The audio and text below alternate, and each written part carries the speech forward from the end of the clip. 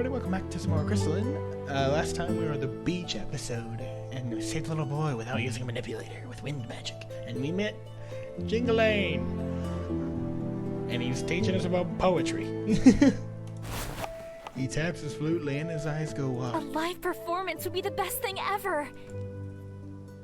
Oh, actually, I think I have heard of this guy. You wrote about the thief and the purple marble, right? He seems pleasantly surprised. One of my earlier works. I am pleased people are still familiar with it. It is a fun little tale. That doesn't explain why you're here, or why you were listening in on us. He has a point. Oh, I'm sorry if I overstepped, but it's been a long time since I'd heard anyone talk about the temples. I couldn't help but be interested. Now, if you're willing And to it help, sounds like you could use some help, too. that's I exactly what can I'm going to guide do you to the here. entrance of the water temple. It's located below the mountain valley. Fuck yeah. How do you know where it is? He knowingly taps his nose. As a bard, I do come across all manner of stories and information. That is true. He strokes his beard in thought. If you're open to the suggestion, I'd be happy to show you where it is. Why would you want to join us?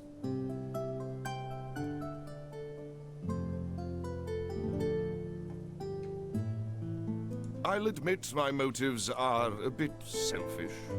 If your adventure is seeking out the temple, I'd like to share in your adventure. Yeah. He can write about it. You want to record a story about us? Yeah. He nods. I promise I won't be dead weight. I know the journey through the temples is treacherous, but I have heard a lot about them through my own travels. Zach seems skeptical. Stories are stories. How do we know if your information is accurate? Kara nods. Yeah, that one about the thief seemed pretty fantastical. Because he's Gingalain! He doesn't need to make up stories.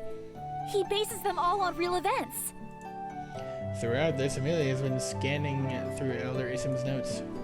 Perhaps there is merit in what the bard says. If even Elder Ism had difficulty locating it, then it must be well hidden. We do know that the Aquarians use the nearby mountains as defenses against neighboring tribes. It is not unlikely that the temple could have been built within the mountain. Difficult terrain deters unwanted visitors. Then it's settled. Gingalan can lead us to the temple.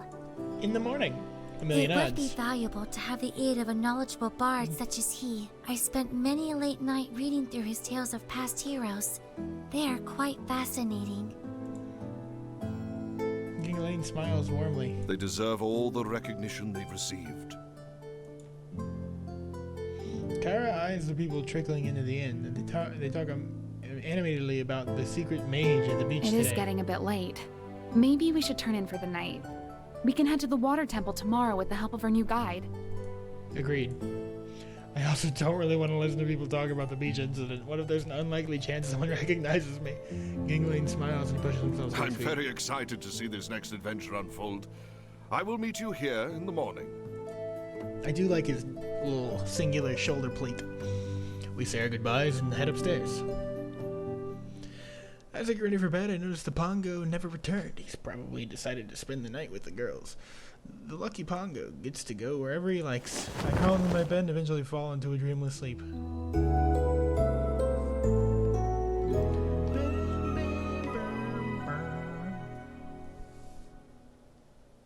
The next morning, we meet Gingalain bright and early and downstairs at the inn. He leads us towards the city exit, and soon we return to familiar roads. Our paths take us along a beach for a short while, and a white sands glitter beneath the sunlight and filter annoyingly into our shoes. Eventually, we return into flat dirt roads and travel late into dusk. When the sun is finally creeping below the horizon, we stop a bit off to the main path into the grove of trees to make camp. After the fire is lit, the savory perfume of dinner makes my stomach growl. We all gather together as we serve out the food. Kara sits close to Zach during dinner, her arm brushing against his whenever she takes a bite of food. I catch Zach glancing at her every once in a while before quickly looking away. Lana scoots closer to Gingalain. So, Gingalan, can you tell us some more stories? He chuckles. Oh, I don't know. Lana squirms. Please! She moves even closer, her eyes glitter with a kind of excitement I usually associate with small children. We'd love to hear one. Amelia takes a tiny bite and nods. Perhaps one which is not as widely known. Leanna beams at Gingling. Well, if that's what you wish, how can I refuse?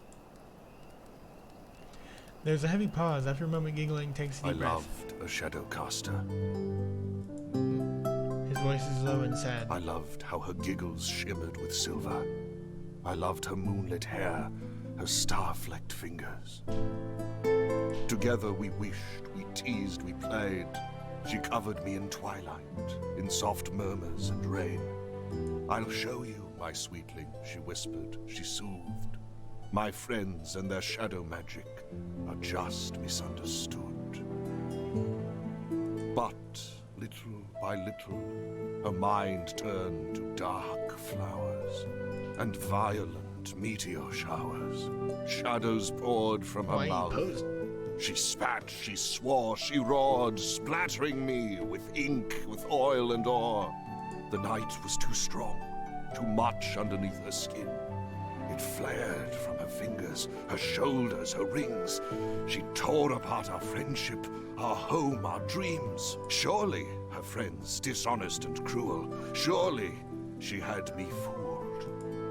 Gingling pauses for a moment. I'm not sure if he's going to continue. I joined them and discovered too late the mistake I had made. They had been wrong, not her. She was trying to save them, to keep their magic pure.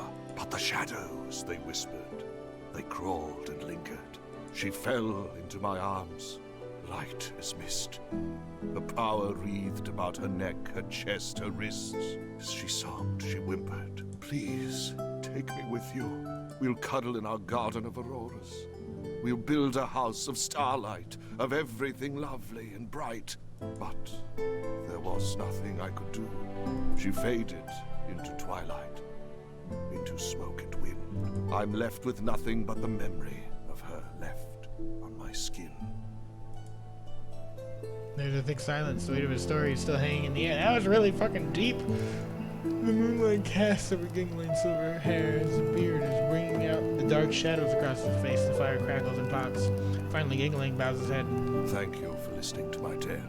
Jesus. Lena's eyes shimmer with tears. That was so beautiful. Gingling smiles, but it doesn't quite reach his eyes. Thank you. But it was also so sad.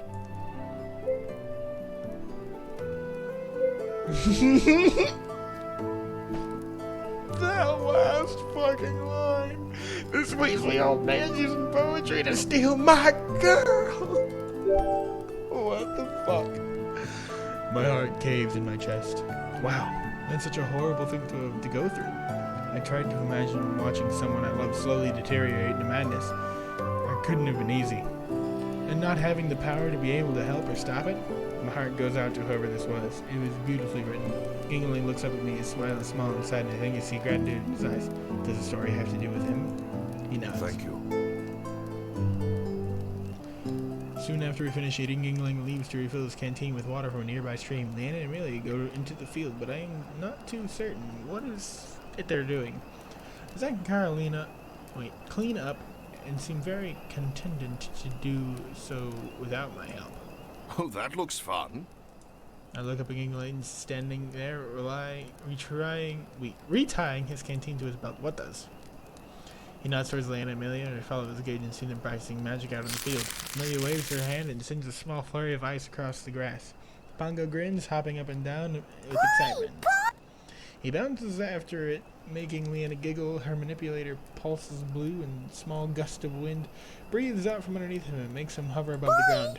It's okay. I got you.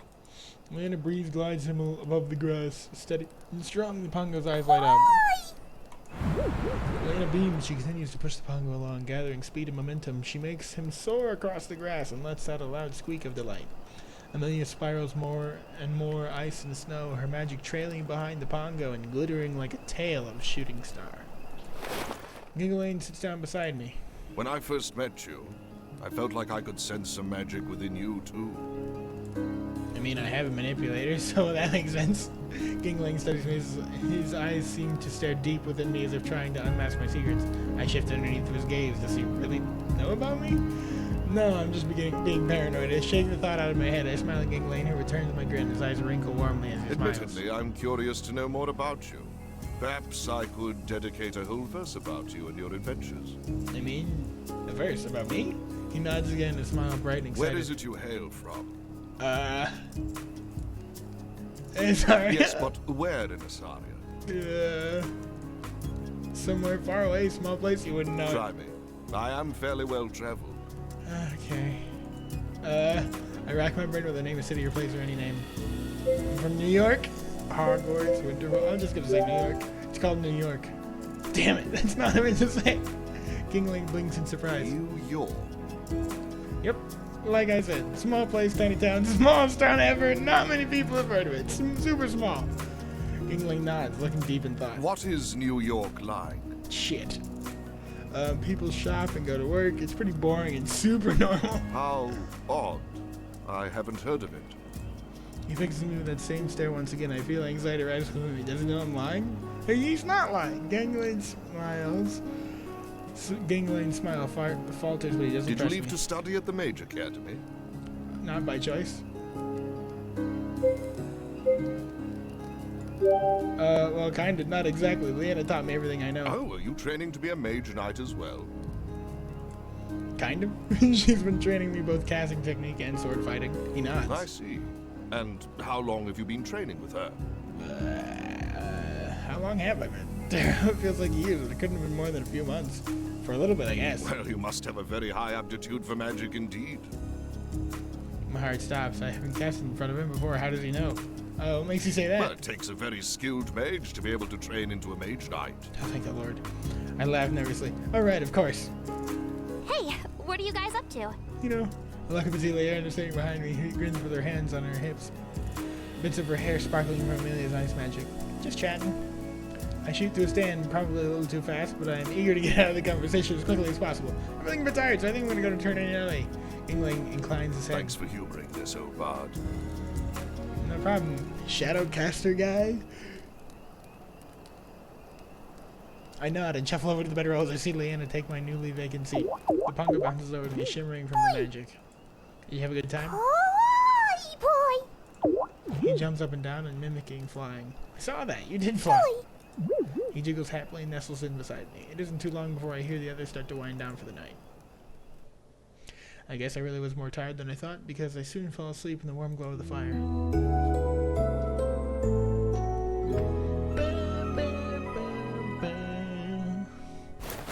Someone is shaking me. I groan and blink awake. Everything is still looks fuzzy. What the fuck? It's still dark out. What time is it? A blurry shape hovers over my face. I'm shaking again, harder this time. What? I groan and blink again, squinting. It takes a few minutes for my eyes to adjust. Amy? Yes. Good evening. She doesn't move. Her face is blank but expectant. What's up? I wish to be with you in private. I'm not gonna be dumb. I know she doesn't mean anything like that. This is the first time Amy has thought me out. Something must really be on her mind. Are you alright? Yes. There's a matter I wish to discuss with you.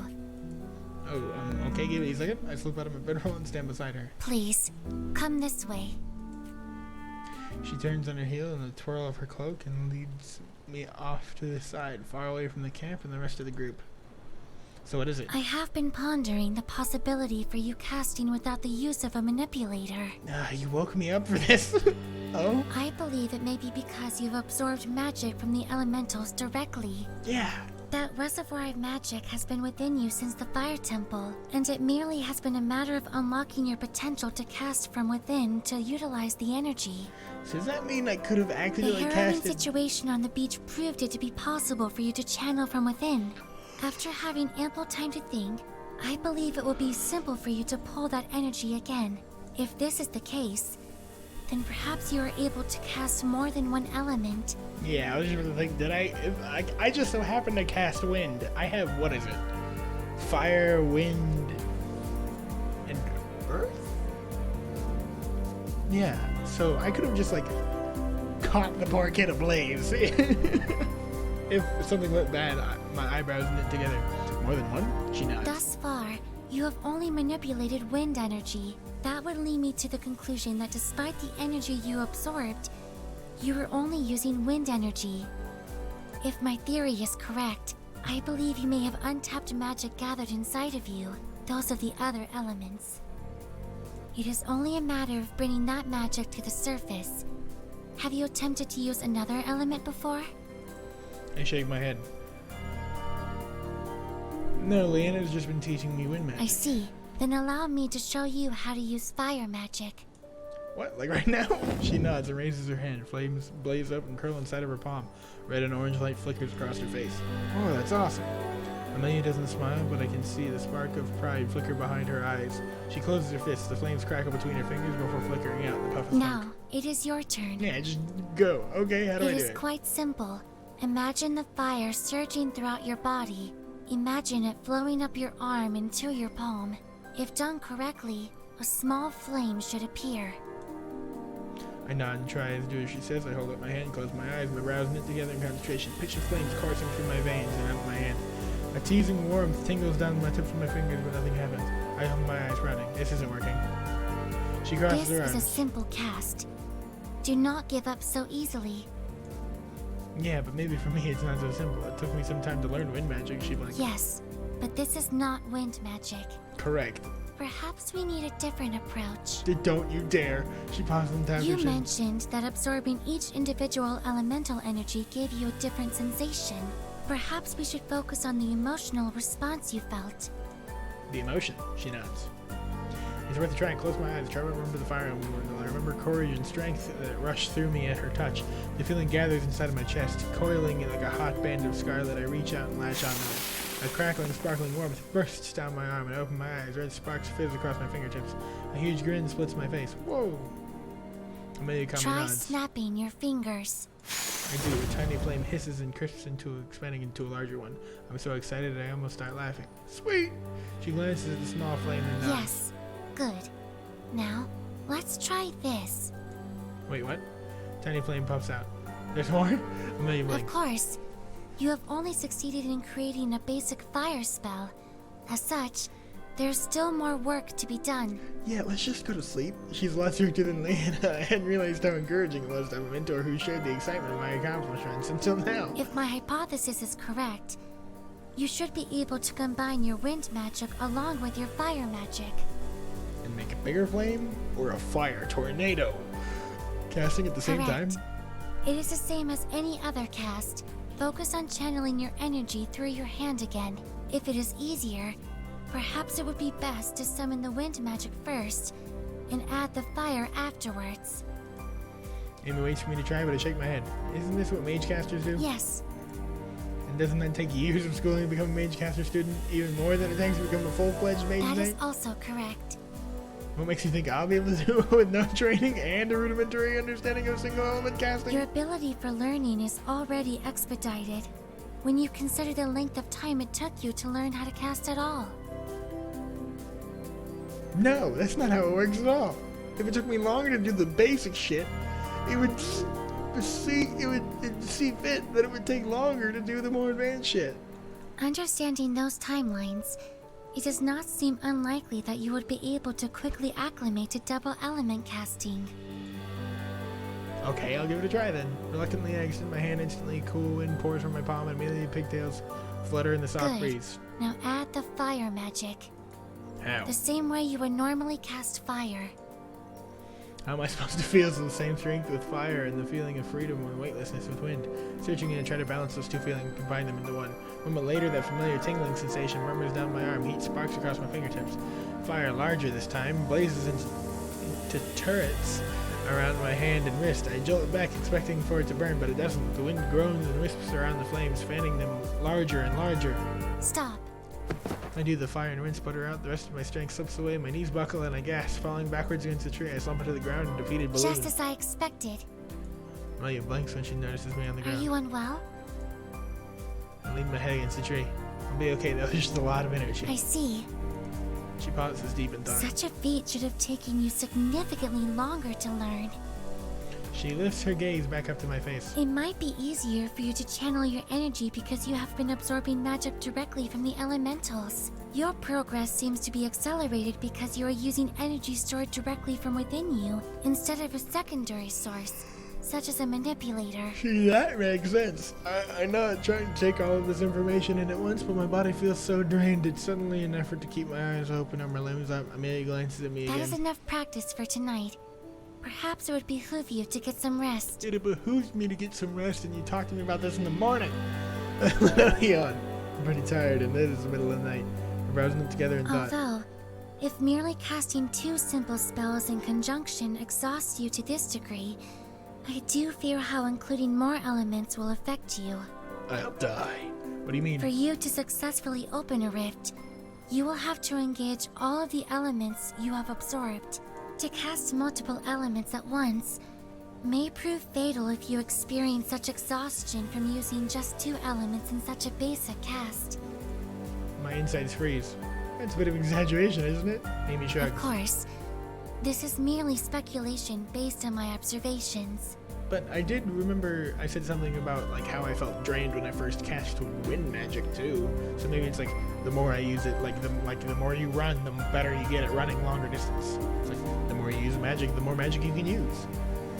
Silence fills my head. It's an odd pounding, physical pressure. Perhaps you will be able to gain the strength to cast all of the elements simultaneously.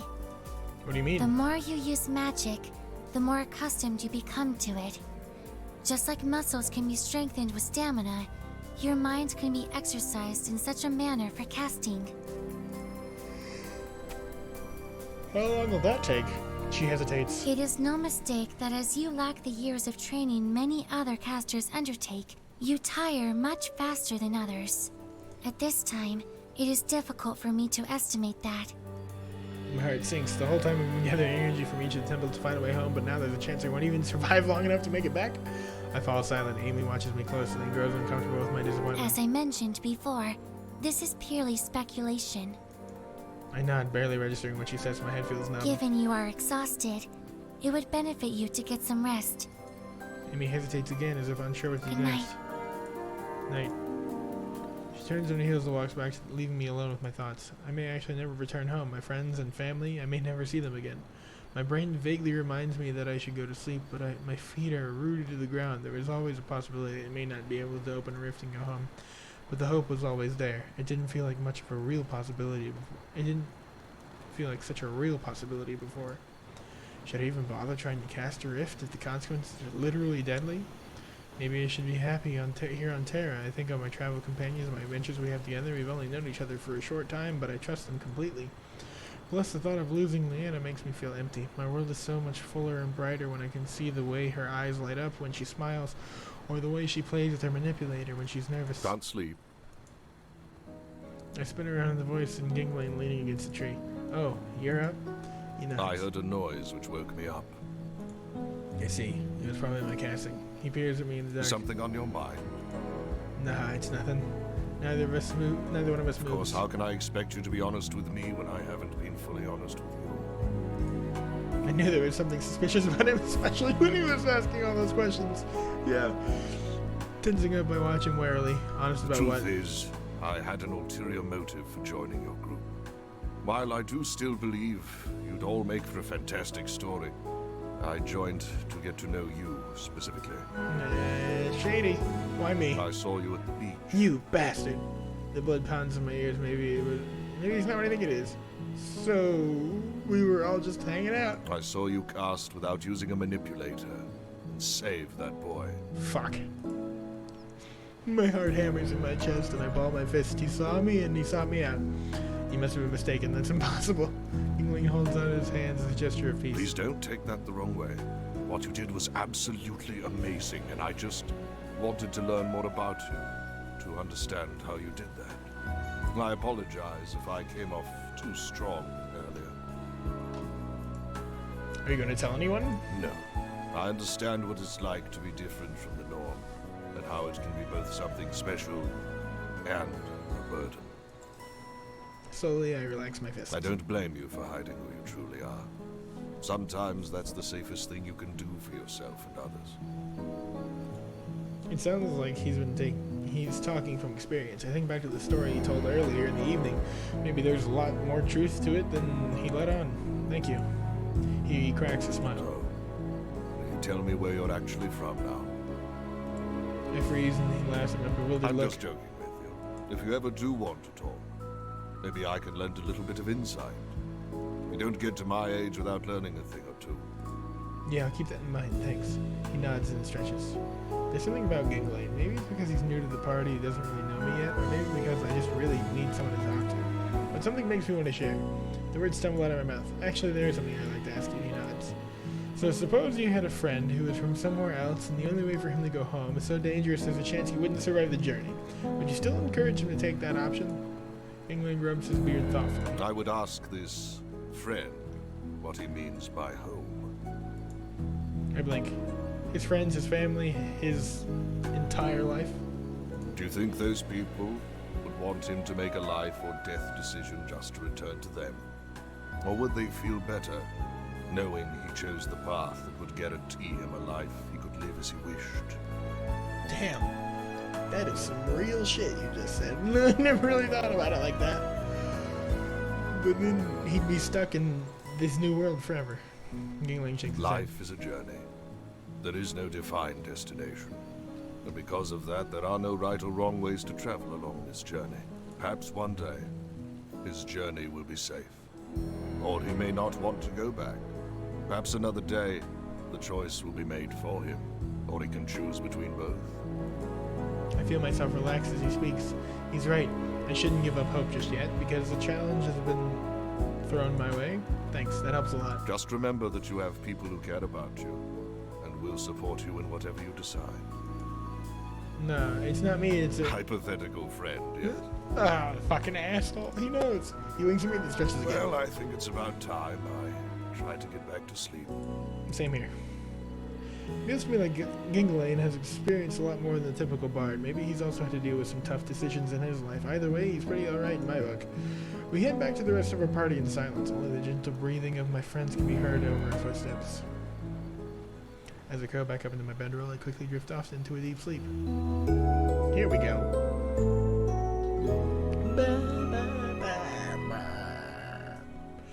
I'm shaking awake again!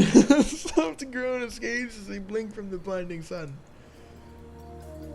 Lena hovers over me and I groan softly. That's right, she doesn't know about my impromptu midnight training session. I guess I better get ready to spar. Stifling a yawn, I crawl to bed and gently and out in the field. We practice sparring until my muscles are sore and Lena has broken out of sweat. Neither of us manages to knock the other down this time, leaving us in a draw.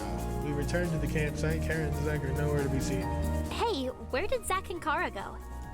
Amelia looks up. She's crouched beside the fire pit with Pongo nuzzled between her neck and her shoulder. They were not here when I awakened. That's weird. Kara usually sleeps in and Zach sticks around to make everyone breakfast. I wonder where they could have gone. Amy sparks a small fire. We hang out an iron pot in flames and Amelia waves her hand. Cool water rushes from her palm and splashes inside. She smiles pleased with herself and raises the crackling flame to make the water boil faster. Ginglane watches on as interested in Amy's skill. After a while, I see Zach and Kara approaching us from the distance. As I get closer, I can see Kara retying her chestnut hair into a ponytail. There are a few leaves sticking up in Zach's hair, and by the time they reach us, I notice his face is a little more color than usual. Lena watches them with suspicious looks. She doesn't say anything, and Amy's too preoccupied with staring the porridge to notice. Good morning, friends. I bet it is. Hi. Kara seems to be in a good mood.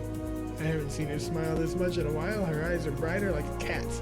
She stands on her tiptoes and picks a few leaves out of Zach's messy hair.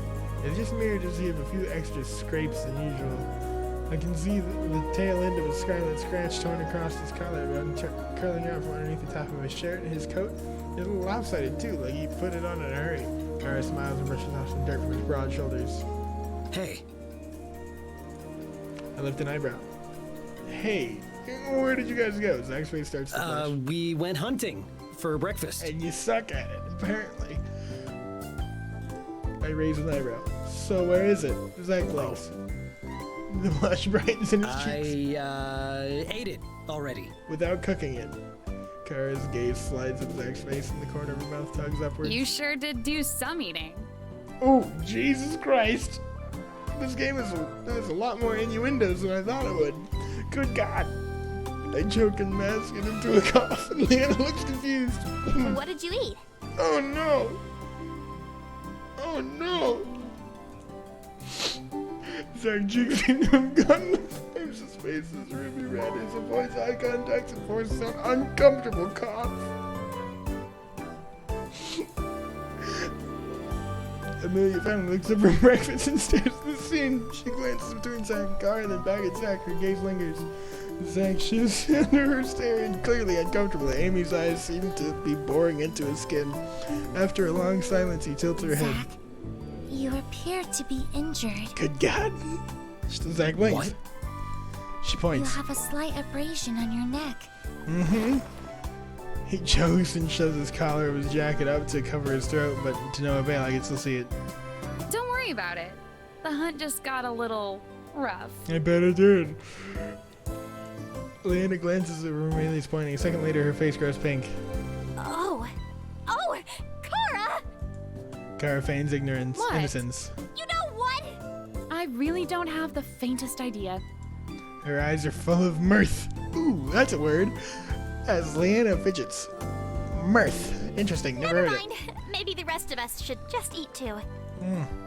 Her eyes flick to Kara's smirk. I mean, eat a meal!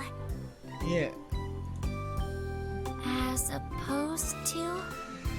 As opposed to nothing! That's why I said a meal! Leanna looks from Kara to Zack and Leanna's burning face and bursts into I can laughter. tell this is going to be fun. Oh, I love this guy. He's great. Zack brushes past him and reaches for the plate as Kara is a step behind him. Giggling leaves and returns a few walnuts and berries and adds them to the porridge for some extra flavor. I have to admit, it'd be pretty bland without them. The rest of breakfast is passed in uncomfortable silence. Kara casts long glances at Zack, who pretends not to notice. Lana looks over at anyone but the two of them, while Amy seems oblivious as ever. Only Giggling seems to be thoroughly enjoying himself. Alright, I'll catch you guys on the flip side. I can't.